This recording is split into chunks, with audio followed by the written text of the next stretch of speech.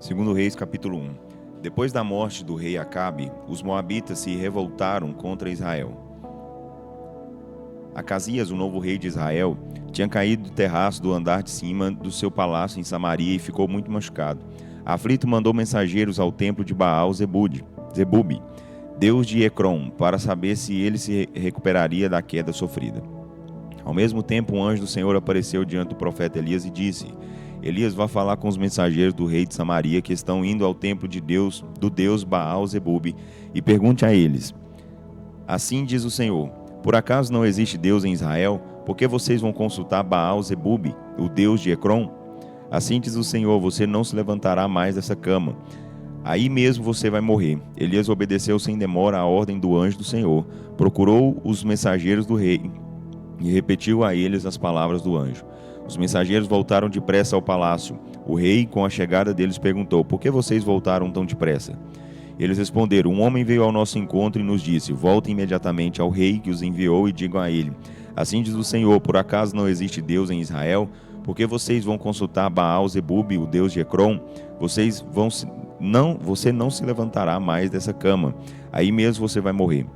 Como era o homem que lhe disse isso? Perguntou o rei. Era um homem que vestia roupa de pelos e usava um cinto de couro bem largo na cintura, responderam. O rei concluiu: já sei quem é, só pode ser o profeta tesbita Elias. Então o rei Acasias mandou um oficial com 50 soldados procurar Elias e levá-lo até o palácio. O oficial encontrou Elias sentado no alto de uma colina e disse a ele: homem de Deus, por ordem do rei, desça e vamos ao palácio. Elias, porém, respondeu ao oficial: se eu sou um homem de Deus, que desça fogo do céu e destrua você e os seus 50 soldados. Na mesma hora desceu fogo do céu e destruiu o oficial e os 50 soldados. O rei, vendo que os soldados não voltavam, chamou outro oficial com mais 50 soldados, que deu a mesma ordem. Homem de Deus, o rei ordena que o Senhor desça depressa ao palácio. Se eu sou homem de Deus, respondeu Elias, que desça fogo do céu para destruir você e seus 50 soldados. Novamente desceu fogo do céu e matou o oficial e os seus soldados. Pela terceira vez, o rei mandou outro oficial com mais 50 soldados a fim de buscar Elias.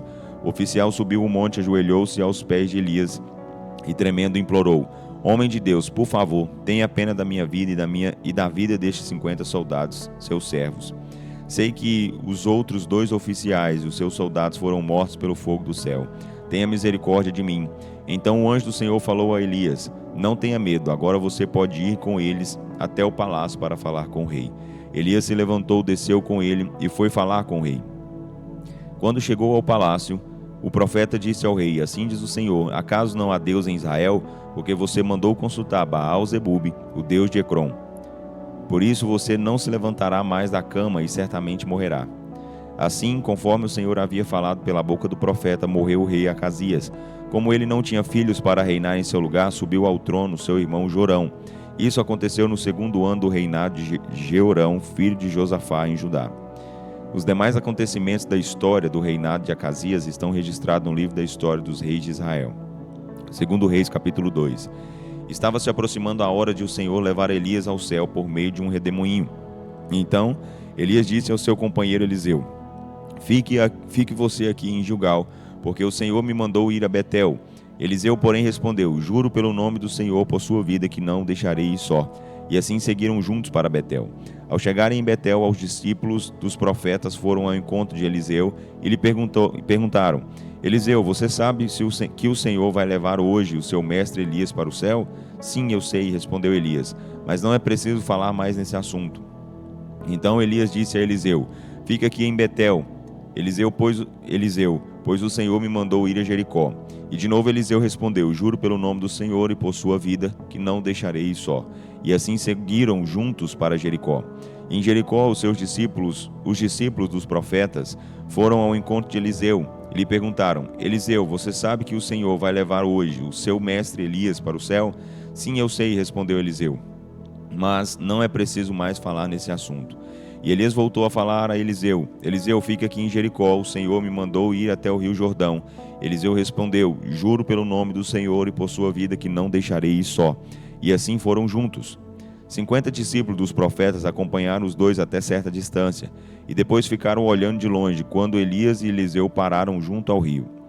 Elias, tomando o seu manto, enrolou-o, bateu com ele nas águas do rio Jordão, e elas se separaram, formando um caminho por onde os dois passaram em terra seca. Quando chegaram à outra margem do rio, Elias disse a Eliseu: Que posso fazer por você antes de ser levado para longe? Eliseu respondeu: Dá-me porção dobrada do seu espírito sobre mim.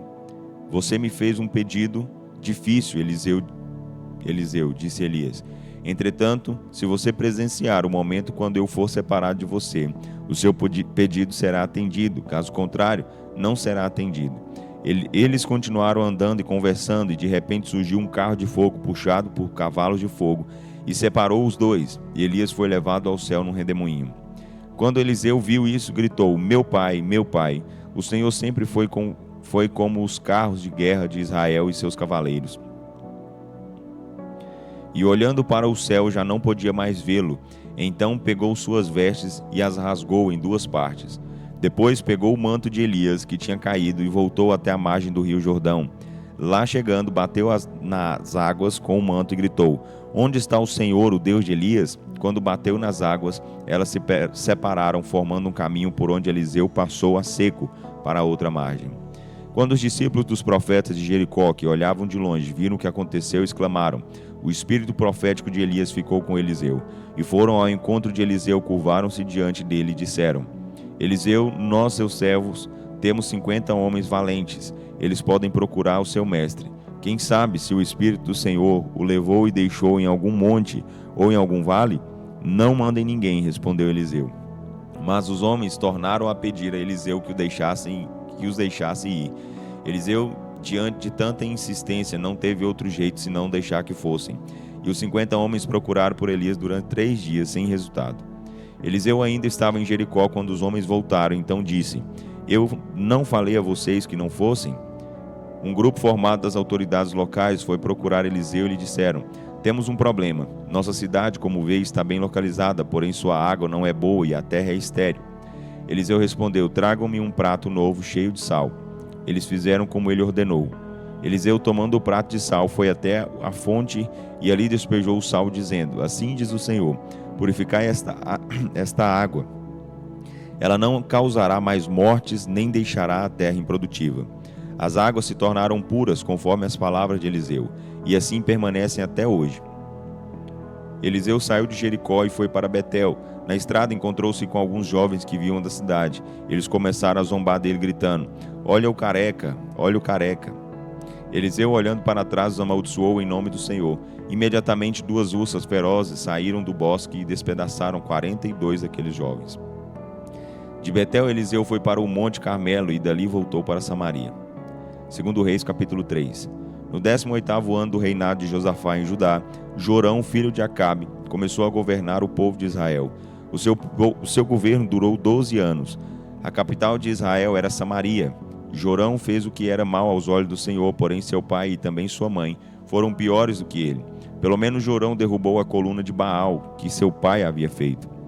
Apesar disso, ele imitou o grande pecado de Jeroboão, filho de Nebate, que levou o povo de Israel a pecar. Messa, rei de Moabe, e seu povo eram criadores de ovelhas. Eles pagavam a Israel um imposto anual de 100.000 cordeiros e lã de 100.000 carneiros. Porém, depois da morte de Acabe, o rei de Moabe se revoltou contra o rei de Israel e não quis mais pagar o imposto. Então, naquela ocasião, Jorão, rei de Israel, diante dessa atitude, preparou o seu exército, que ficou de prontidão para lutar contra Moabe. Ele enviou esta mensagem para Josafá, rei de Judá: Rei Josafá, o rei de Moabe se revoltou contra mim. Gostaria de saber se posso contar com seu auxílio na guerra contra Moabe. Josafá respondeu: Conte comigo, rei Jorão. Os meus soldados e os meus cavalos estão às suas ordens. Estaremos unidos na luta contra Moabe.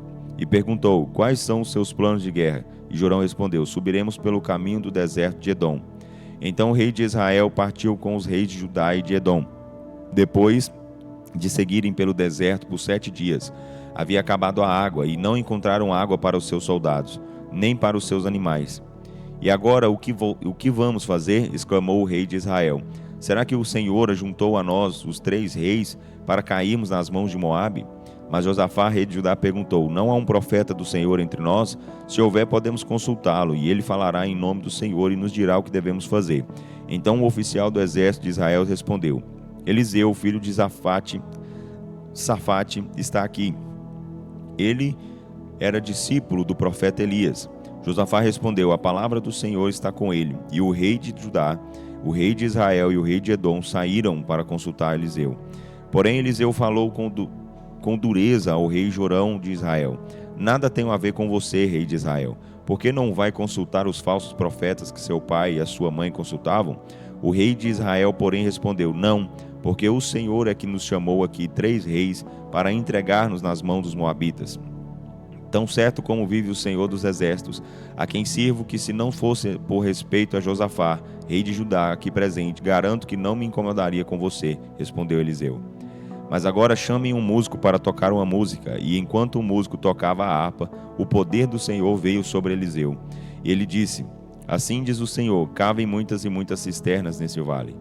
Pois, assim diz o Senhor, ninguém verá chuva nem vento, e mesmo assim este vale se encherá de água, e vocês, seus rebanhos e seus animais terão muita água para beber. Mas isto é pouco para o Senhor. Ele também lhes dará a vitória sobre os moabitas.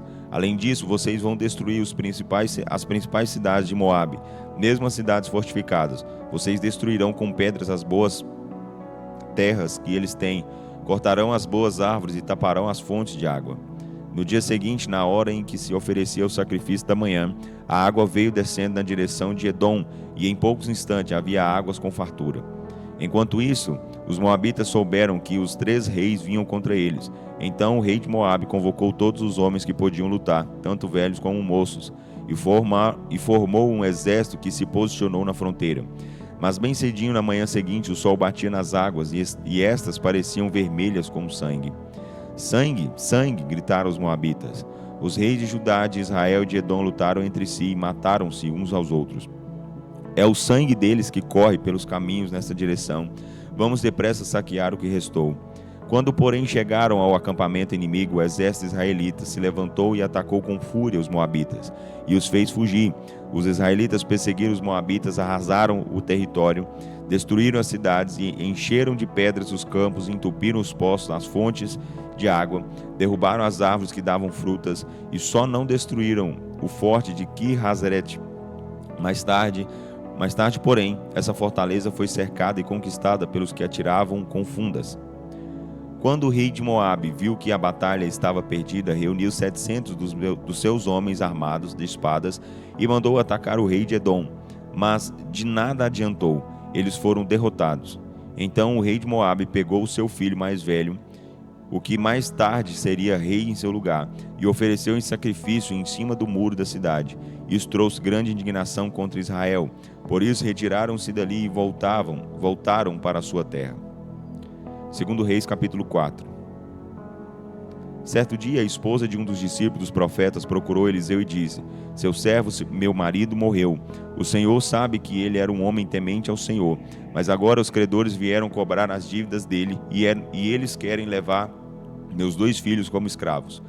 O que eu posso fazer por você? Perguntou Eliseu. Diga-me o que você tem em casa. E ela respondeu: não tenho nada a não ser uma vasilha de azeite.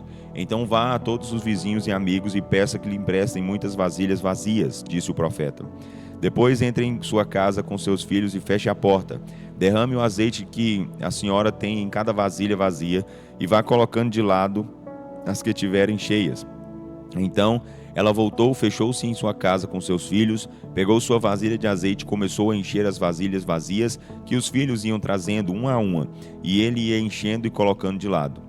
Quando todas as vasilhas estavam cheias, ela disse a um dos seus filhos: traga mais uma vasilha. E ele respondeu: já lhe entregamos todas, não há mais nenhuma. Então o azeite parou de correr. Ela correu e foi contar ao homem de Deus, e Eliseu disse: agora vá, venda todo o azeite e pague as suas dívidas. Ainda vai sobrar dinheiro para você e seus filhos viverem. Certa vez Eliseu passou por Sinem, onde uma mulher rica e de boa posição na cidade o convidou para almoçar em sua casa. Depois disso, toda vez que Eliseu passava por ali, ele parava para comer. Um dia, essa mulher sunamita disse ao marido: sabe de uma coisa? Estou certa de que este homem que vem aqui em casa de tempo em tempo é um santo homem de Deus. Vamos construir um quarto para ele lá em cima do terraço. Colocaremos uma cama, uma mesa, uma cadeira e uma lamparina para ele. Assim, quando ele passar por aqui, poderá ocupar esse quarto. E assim fizeram. Um dia Eliseu chegou e subiu ao quarto para descansar. Então chamou seu servo Geazi e disse: Geazi, chame a sunamita.